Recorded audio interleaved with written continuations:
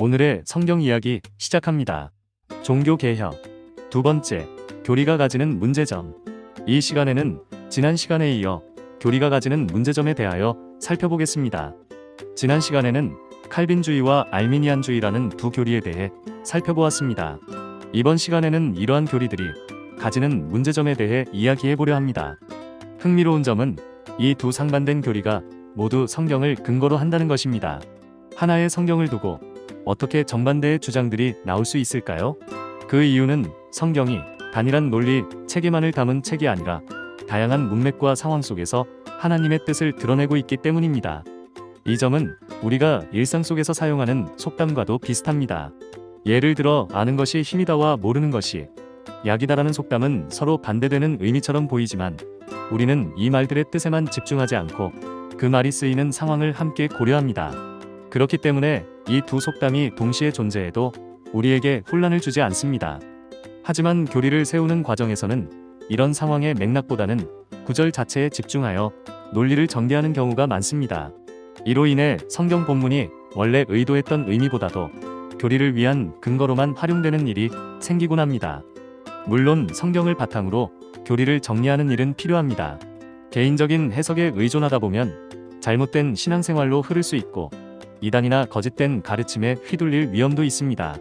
교리는 이러한 위험으로부터 신앙을 지켜주는 역할을 합니다. 하지만 동시에 교리에는 단점도 있습니다. 교리를 세운다는 것은 곧 하나님의 일하심을 인간의 이해 안에 가두는 위험을 동반합니다. 하나님은 무한하신 분이시며 우리가 세운 논리나 체계 안에 다 담길 수 없는 분이십니다. 그럼에도 불구하고 교리를 절대화하게 되면 성경의 모든 말씀과 예수님의 비유조차도 특정 주장만을 뒷받침하는 근거로 해석하게 됩니다. 하나님은 다양한 방식으로 일하실 수 있는 분입니다.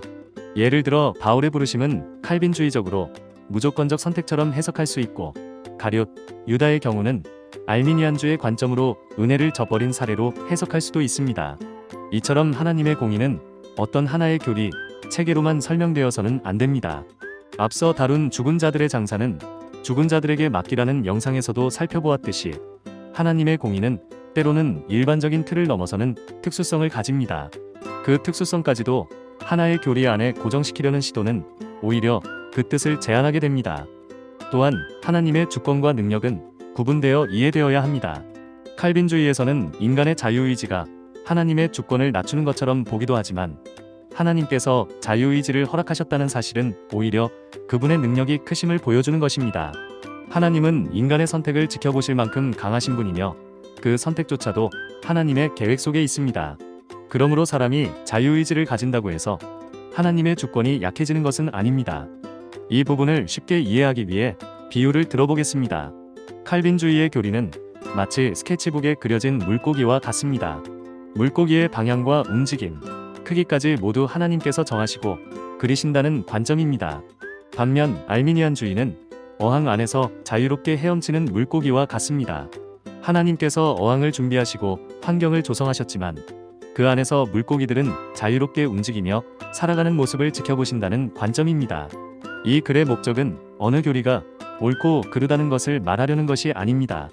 다만 교리를 세우는 데 있어서 하나님의 특별하신 일하심과 공의를 우리의 주장에 맞추어 제한해서는 안 된다는 것을 강조하고 싶습니다. 교리는 필요합니다. 왜냐하면 그것이 하나님의 진리와 섭리를 일정하게 정리해 주기 때문입니다. 하지만 동시에 교리는 하나님께서 우리 생각 너머에서 일하실 수 있다는 가능성을 열어둔 채로 받아들여야 할 것입니다. 그럼 다음 시간에는 교리의 기준에 대하여 이야기를 나누겠습니다.